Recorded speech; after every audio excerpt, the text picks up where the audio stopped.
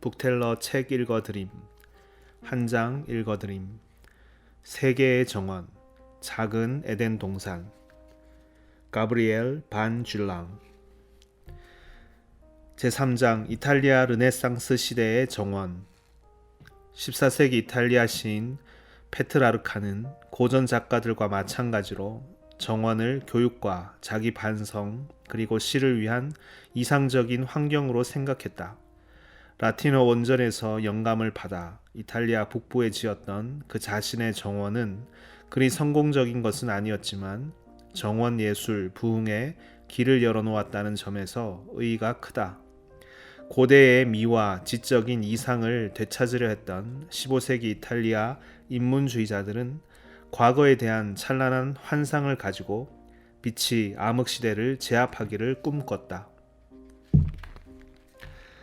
알베르티와 고전적 조화. 그리스와 로마에서 정원은 철학자, 시인, 교양 있는 귀족, 정치가에게 중요한 역할을 했다. 르네상스 시대에 들어와 사람들은 고대의 정원을 모범으로 삼게 된다. 로렌초 데 메디치의 산마르코 정원은 조각가들의 장업장이자 은신처였으며 카레지에 있었던 그의 빌라는 신플라톤주의자인 마르실레 피친을 중심으로 피렌체 아카데미 회원들이 모이는 장소였다. 이 두 장소들은 피렌체의 건축가이자 학자였던 레온 바티스타 알베르티의 글에 영감을 주었다. 그 중에서도 1485년 인쇄된 데레 아이디 피카리아는 고대의 가르침, 특히 아름다움은 조화에서 비롯된다는 확신을 근거로 한 것이다. 알베르티의 저작이 묘사하고 있는 이상적인 빌라의 모습은 자연이 제공하는 모든 기쁨을 온전히 맛볼 수 있고 명상을 하기에 이상적인 장소였다. 그의 모델은 로마식 정원으로서 회양목을 심고 장식적으로 가지를 친 나무가 가득했다. 또 멋진 경치를 즐길 수 있도록 경사진 곳에 정원을 조성했다. 정원은 여전히 벽으로 둘러싸여 있지만 언덕의 경사진 곳에 위치하기 때문에 집 주변부터 먼 곳까지의 경치가 보는 이를 매혹시킨다. 정원의 가장 이상적인 형태는 빌라와 정원과 자연이 조화를 이루는 것이다. 로마와 르네상스 시기의 정원. 피렌체가 정원 예술의 재탄생을 준비했다면 로마는 이에 결정적 자극을 주었다. 18세기 말까지 이탈리아의 정원 양식을 특징 짓는 건축의 중요성이라든가 식물을 줄 맞춰 심는 방식, 상록수의 대대적 이용 등은 피렌체에서 나온 것이었다.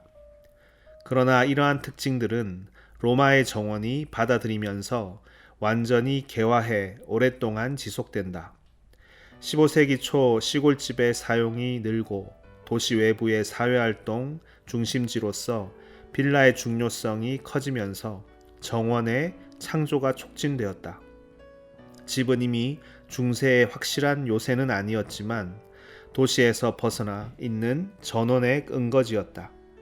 건물 정면에 총안 무늬를 내던 것은 좀 더 환영할 만한 구조로 변형되었다. 그리고 정원은 집과 시골 주위의 환경을 연결시키는 실제적인 건축학상의 요소로 발전해 나갔다. 교황 마르틴 5세가 아비뇽 유슈에 종지부를 찍고 1420년 9월 30일 로마로 돌아왔을 때 로마는 쇠약해져 있었다. 로마가 황폐에서 벗어나려면 수세기의 시간이 필요했다. 당시 15세기에 학식을 갖췄던 첫 교황은 니콜라스 5세였다. 그는 번번이 피렌체에 머무르면서 인문주의자들과 접촉했고 그들의 영향으로 교황청은 학문의 중심지가 되었다. 바티칸 도서관의 창설자가 니콜라스 5세라는 사실은 전혀 놀라운 일이 아니다. 또한 이 시기에 영감과 연구의 원천으로 고대에 새로운 관심을 갖게 되어 고대의 재발견이 이루어졌다. 교황 추기경, 후원자, 건축가. 로마의 혁혁한 건축가인 교황 율리우스 2세는 1503년 교황이 되기 이전에 이미 정원을 갖고 있었다. 오늘날에는 존재하지 않는 그 정원은 벨베데레의 아폴론 같은 고대 조각상들을 전시하기 위해 만들어졌다. 그는 그 후 이 수집품들을 인노켄티우스 8세가 지은 인근의 벨베데레 빌라, 현재의 벨베데레 궁전으로 옮기고 이 빌라를 거대한 정원을 통해 바티칸 궁전과 연결할 계획을 세운다. 그는 이 계획을 성공리에 수행하기 위해 건축가 도나토 브라만테를 선택하는데, 브라만테의 벨베데레 뜰에 대한 불후의 계획은 정원 건축의 역사상 혁명적인 것이었다. 토스카나의 추기경 율리우스 대 메디치를 위해 지은 마다마 빌라는 로마 외부에 건축된 르네상스 시대의 첫 빌라이다. 아마도 피에졸레 가문의 빌라에서 영감을 얻은 듯한 이 빌라는 1516년에서 1520년에 라파엘로, 율리우스 로마노, 조반니 다 우디네 등이 설계했다. 이 빌라는 상상을 가미하여 고대 로마의 빌라를 재현했는데, 정원 터는 경기장 뒤로 펼쳐지는 로마의 아름다운 전경을 한눈에 내려다 볼 수 있도록 언덕 비탈에 흙을 쌓아 만들었다.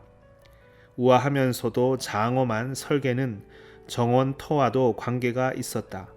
즉, 자연 환경을 충분히 고려하여 설계한 것이다. 이 미완의 걸작은 이후 다른 빌라의 정원들에 영향을 주었다. 에스테 빌라. 티볼리에 있는 에스테 빌라의 정원은 로마 주위의 황금빛 시골을 지배하고 있다. 이것은 틀림없이 르네상스 시대의 가장 눈부신 정원이다. 이폴리토 데스테 추기경이 1550년에 시작해 30년 후에 완성한 이 빌라의 건축을 맡은 이는 독창적이고도 뛰어난 상상력과 고대에 대한 깊은 지식을 겸비한 건축가이자 골동품 수집가인 피로 리고리오였다. 매우 가까운 곳에 있었던 하드리우누스 빌라의 영감을 받아 그가 이러한 정원을 만들 수 있었던 것은 고대에 대한 지식 덕분이었지만, 이 정원이 단순히 하드리아누스 빌라를 모방한 것만은 아니다.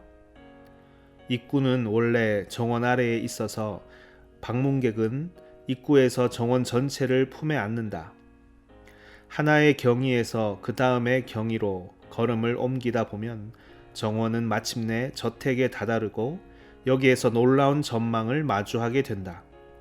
이 정원은 유럽에서 가장 완전한 물의 정원이라고 할 수 있다. 대부분 하드리아누스 빌라에서 가져온 조각상은 오늘날에는 자취를 감추었다. 정원에 활력을 주었던 물놀이 또한 마찬가지이다. 이제 분수는 더 이상 물을 뿜어내지는 않지만 아직도 그 마력을 간직하고 있다. 비밀의 정원. 로마 르네상스 정원의 장엄함과 웅대함은 알베르티의 이상인 하고 싶은 일만 할 수 있는 도시 근처의 은거지로서의 정원과 동떨어지게 되었다. 한 가지 예외가 있다면 그것은 자르디노 세그레토, 즉 비밀의 정원이라는 흥미로운 부분이다. 이것은 중세의 잔재로서 정자를 가리키는데, 정원의 나머지 넓은 전망과 광활한 공간에서 고립되어 밀폐된 평화로운 장소이다.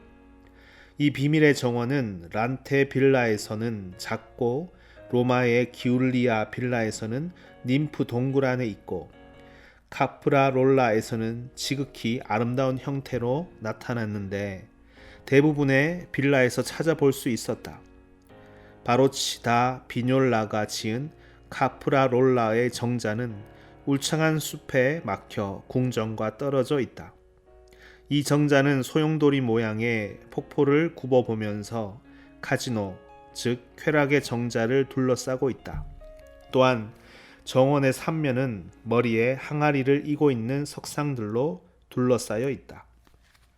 바냐이아의 란테빌라의 정원은 카프라롤라에 있는 파르네 새 궁전의 설계자이자 바사리와 함께 로마의 기울리아 빌라를 지은 비뇰라의 작품으로 추정된다. 비뇰라는 위대한 건축가였을 뿐 아니라 연극적 관점을 이론화하고 실천했던 사람으로서 이러한 관점을 정원의 세계까지 적용했다. 란테빌라에서는 처음으로 정원이 저택을 능가하게 된다. 고전적 정원의 테라스와 둘레의 숲과의 관계가 완전히 새롭게 되고, 이러한 경향을 바로크 전망 디자이너들은 한 걸음 더 촉진시켰다. 여기서 자연의 신비로운, 또한 이교도적이기도 한 힘이 처음으로 고대의 고전적 테마들과 같은 자격으로 유럽 정원의 일람표에 들어오게 된다. 그러나 무엇보다도 르네상스 시대의 이 정원은 돌과 물의 경이로운 진열이라 할 수 있다.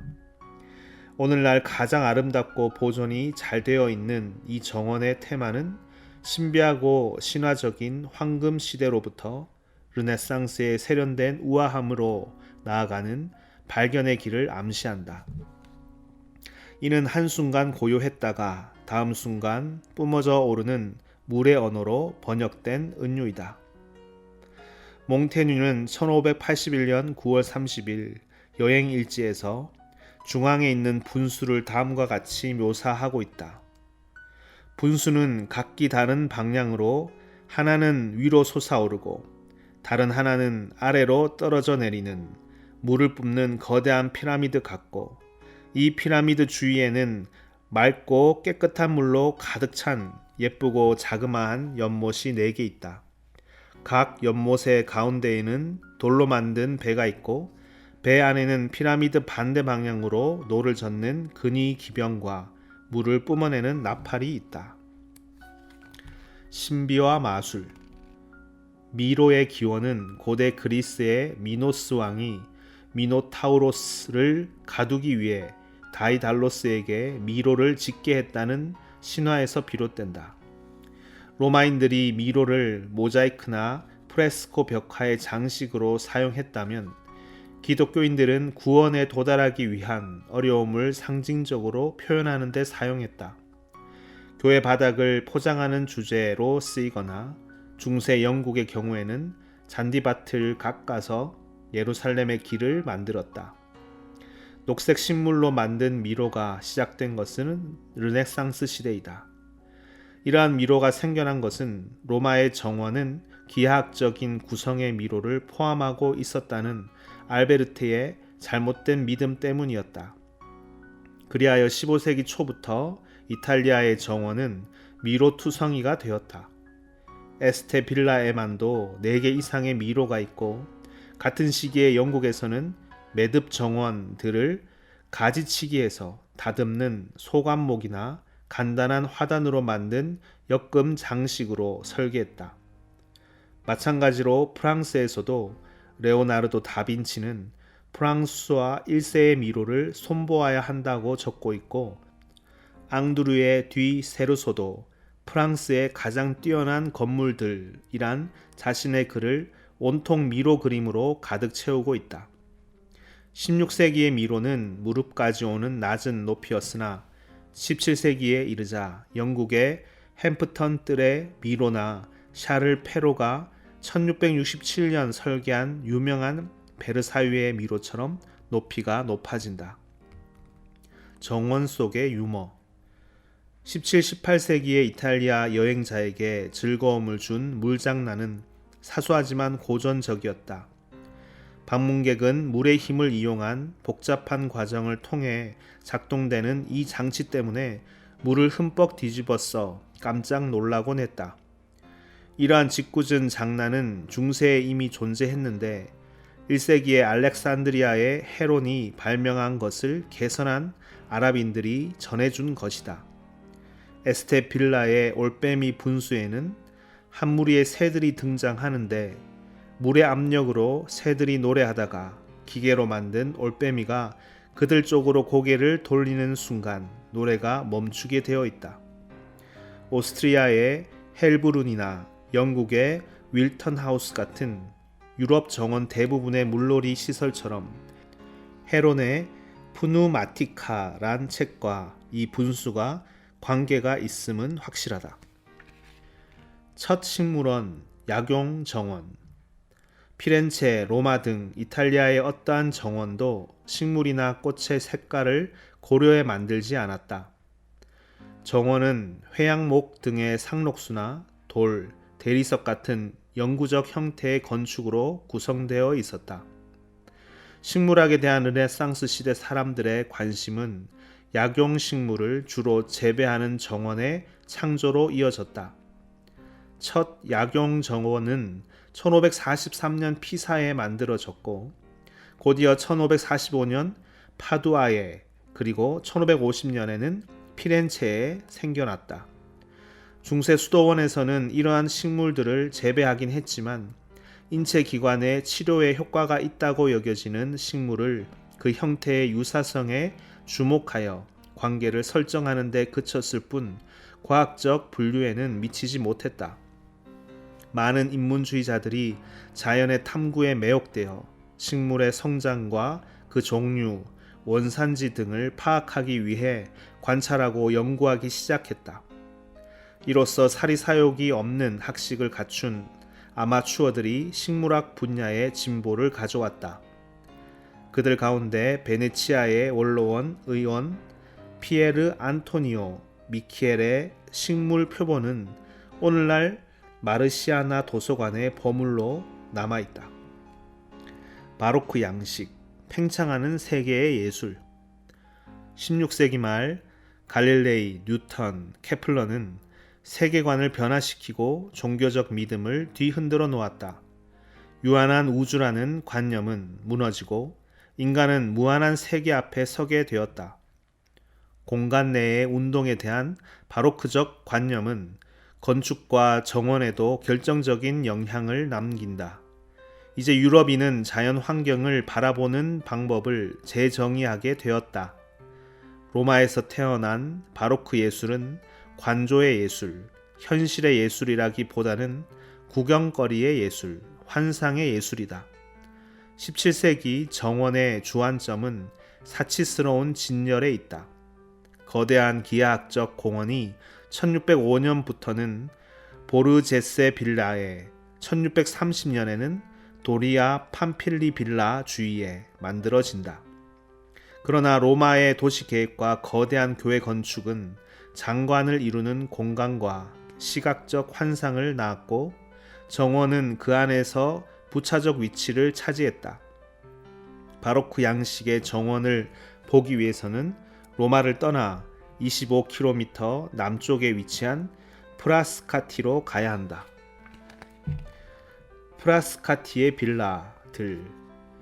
1620년 에트루리아의 옛 투스쿨룸터는 흡사 로마 시대로 되돌아간 듯 빌라로 뒤덮이게 된다.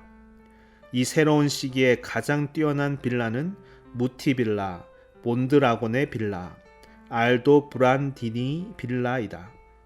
알도 브란디니 빌라는 르네상스 양식에서 바로크 양식에 이르는 변화 과정의 단계가 극적으로 드러나 있다. 알도 브란디니가 정원 배치를 하는데 가장 초점을 모은 것은 집이다. 딱딱한 빌라의 앞면을 지나면 물의 극장에 다다르게 된다. 물의 극장은 넓은 반원형으로 조각상으로 장식한 벽감, 분수로 꾸며져 있다. 이 무대의 진열은 연극적인 디자인과 정원 디자인을 비교하여 고전적인 느낌을 불러일으킨다. 나무가 우거진 가파른 언덕을 깎아 만든 극장은 아르카디아의 배경 너머로 융합되고 있다. 길들여진 정원과 야생 나무들의 결합은 완전히 바로크 양식의 기법을 전시하고 있다. 이탈리아의 바로크적 변형들.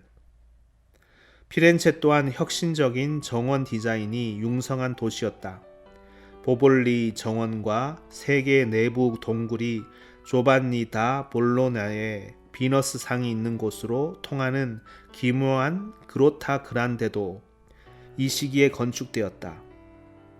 부르의 바로크적 정원인 가르조니 빌라의 정원은 1652년 루카 근처 토스카나 지방에 만들어졌다. 이 정원에는 인상적인 물의 계단이 있다. 안드레아 필라디오가 베네치아 근처의 브렌타 강가에 설계한 빌라에는 르네상스 시대의 이론에 따른 단일한 개념에 지배되는 건축과 풍경이 보존되어 있다. 이탈리아 정원의 확산. 16세기에 프랑스, 영국, 네덜란드의 정원은 매우 유사했다. 지붕이 푸른 잎이나 나뭇가지로 덮인 정자, 도두어 만든 마시프, 울타리 친 사각형 대지 등 중세적 특징들은 이탈리아식 르네상스의 새로운 개념으로 점차 대체되었다. 이탈리아의 건축가들은 이탈리아 전쟁 후 유럽의 다른 지역으로 이주했다. 또한 프랑스의 샤를 8세와 그의 병사들은 자신들이 1495년 침략한 나폴리 왕국의 빌라와 정원들에서 깊은 인상을 받았다. 그해 왕을 따라 프랑스로 온 정원 기술자들은 새로운 개념을 전해 주었으며 이것은 프랑스적 정원 해석의 시초가 되었다. 이러한 생각은 자크 앙두르의 뒤 세르소의 저작 프랑스의 가장 뛰어난 건축물에 나타나 있다. 살로몽 드 코스. 이탈리아와 유럽을 잇는 역할을 한 사람은 프랑스의 위고노였던 샬로몽 드 코스였다. 그는 1605년 브뤼셀에 가서 알베르트 대공을 위해 일하기 전 이탈리아를 여행했다. 1610년 그는 영국으로 가서 헨리 왕자를 위해 리치먼드에서 여왕을 위해 서머셋 하우스와 그리니치에서 또한 로버트 세시를 위해 해필드 하우스에서 일했다. 그리고 그는 1613년 프리드리히 5세와 결혼한 엘리자베스 공주를 따라 하이델베르크로 간다. 거기서 슬프게도 지금은 사라져버린 아름다운 팔라티누스 정원을 설계한다. 그의 친척으로 추정되는 이사크 드 코스는 영국에 체류할 때 이 정원의 설계도를 잘 알고 있었다. 이사크 드 코스는 르네상스 말기의 또 하나의 걸작인 월트셔의 월턴 정원을 만든다. 여기에서도 살로몽이 하이델베르크에 만든 정원에서처럼 정원의 중심적인 전망 지점이 필요하다는 생각이 정원의 설계도를 결정했다. 이것은 유럽 17세기의 영광인 프랑스식 정원의 중심 개념이 된다.